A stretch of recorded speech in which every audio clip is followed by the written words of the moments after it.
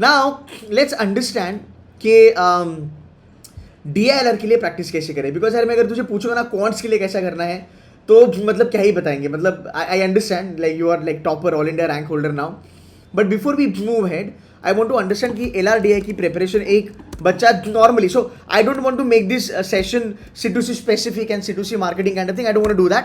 I want to tell on a normal level कि sir कोई भी बच्चा इंडिया में अगर कैट के लिए प्रिपरेशन करता है पहले तुम्हें ये करने की जरूरत है. What that thing will be. LRDA में मोस्टली जो एकदम बेसिक टॉपिक्स है, linear arrangement, circular arrangement, selection, distribution, तो इसका एक ब्रॉड आइडिया होना चाहिए पहले. इसका Okay. सब कुछ का एक ब्रॉड आइडिया होना चाहिए, क्योंकि मतलब अभी जो सवाल आते हैं कैट में हाँ. एकदम इजी सवाल नहीं आया था इस बार. लेट मी वेरी फ्रैंक, एक भी हाँ. इजी सवाल नहीं था. हाँ. सब मीडियम लेवल और डिफिकल्ट लेवल यही था. सो Okay. सो बट तुमको स्टार्ट तो उससे नहीं कर सकते, तो स्टार्ट बेसिक से ही करना पड़ेगा.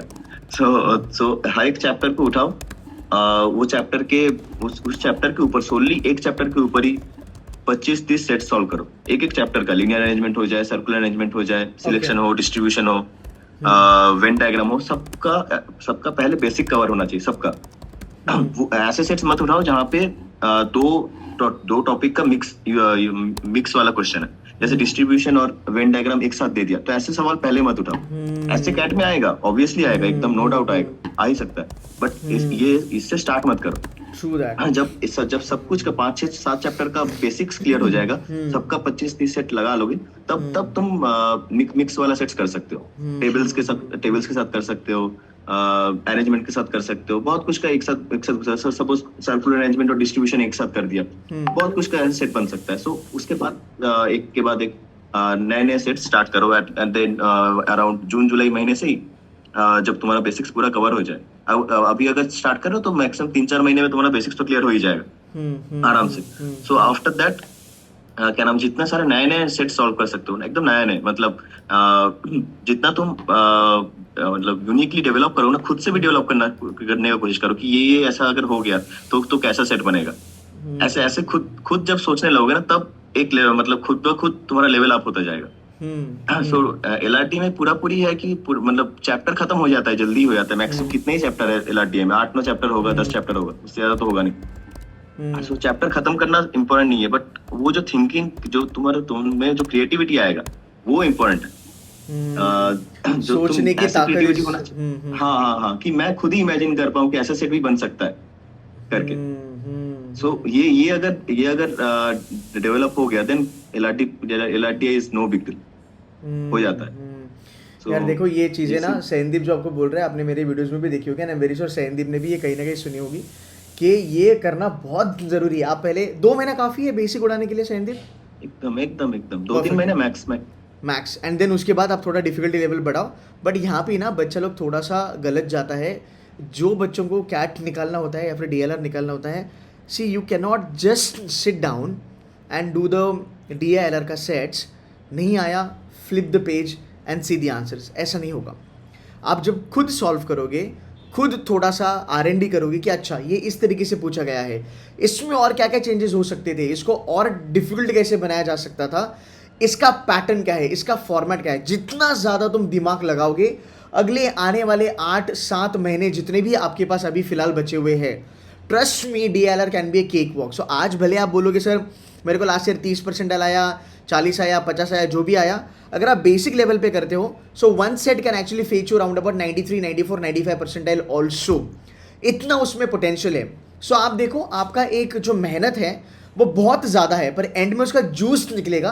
बिकॉज 7-8 महीने के बाद to get into that 99+ का bracket, you'd need to do like 2.5 set and to cross around about 87-88 percentile, clearing the cutoff for all the IIMs, 1 set is required.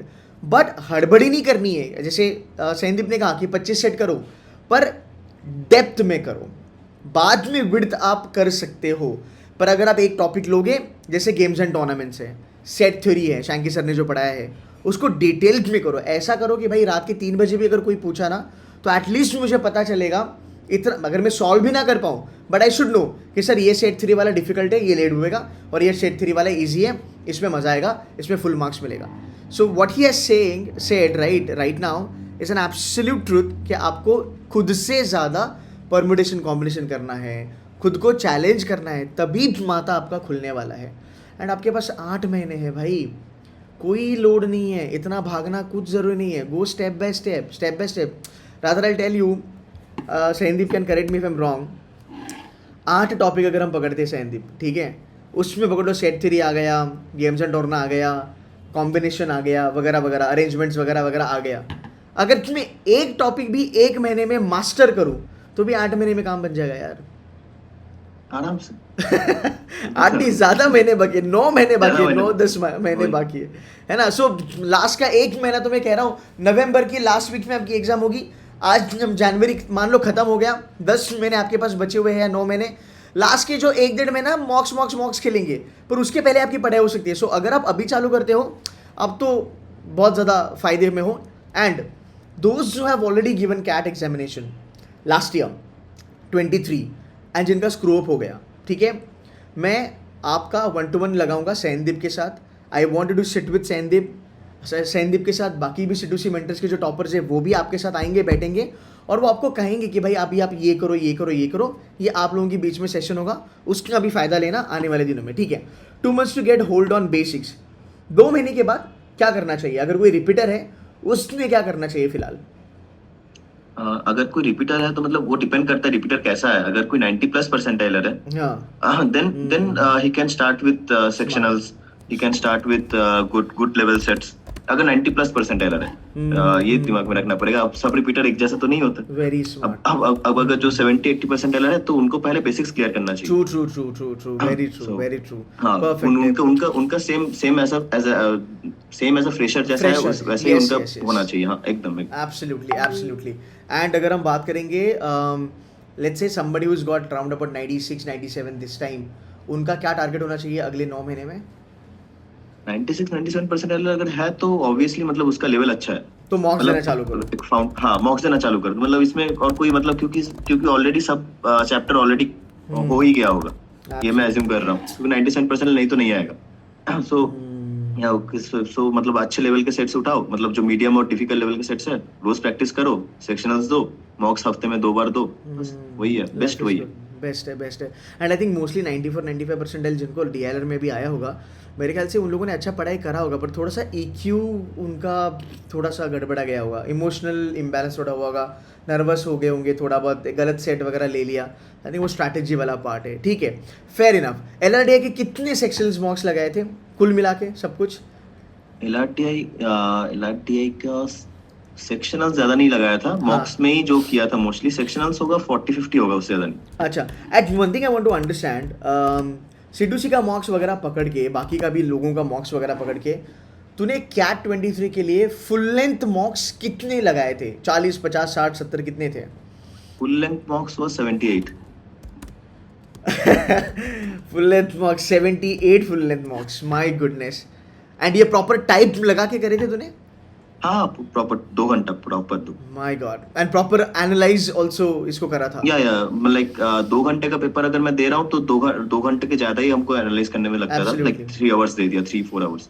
Oh wow, सो 78 मॉक्स ने दिया। देखो यार, एक बंदा जो IIT से है एंड जिसने ऑलरेडी अच्छा खासा फोड़ा था लास्ट ईयर, उस बच्चे ने भी इस बारी 78 मॉक्स दिए हैं।